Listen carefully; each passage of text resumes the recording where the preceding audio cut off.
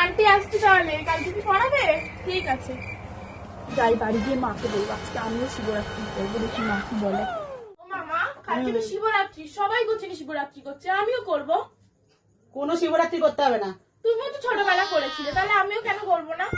হ্যাঁ করেছি তো, এত নিষ্ঠা ভরে শিব ঠাকুরকে পুজো দিয়েছি, উপোস থেকে তার মাথায় বেলপাতা চড়িয়েছি, আমাকে কত সুন্দর একটা শিব এনে দিয়েছে।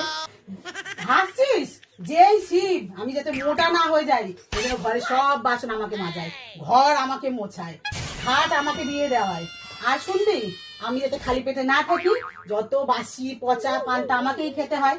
আর শুনবি, আমি যাতে বিয়ের পরে পরে একা না থাকি, পাড়ার কুচুটা কাকিমারা এসে আমার মাথায় কোনো কুচুটা বুদ্ধি না ঢোকাতে পারে, সেই জন্য আমাকে জয়েন্ট অ্যাকাউন্ট খুলে দিল।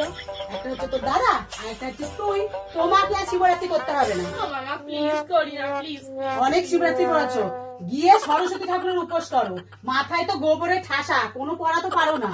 যাও গিয়ে সরস্বতী পুজো করো, যাও এখান থেকে। অত শিবরাত্রি করতে হবে না, শিবরাত্রি করতে যাবে। যা শিব একটা পেয়েছে, আমার জীবনকে ঝালাপালা করে দিল।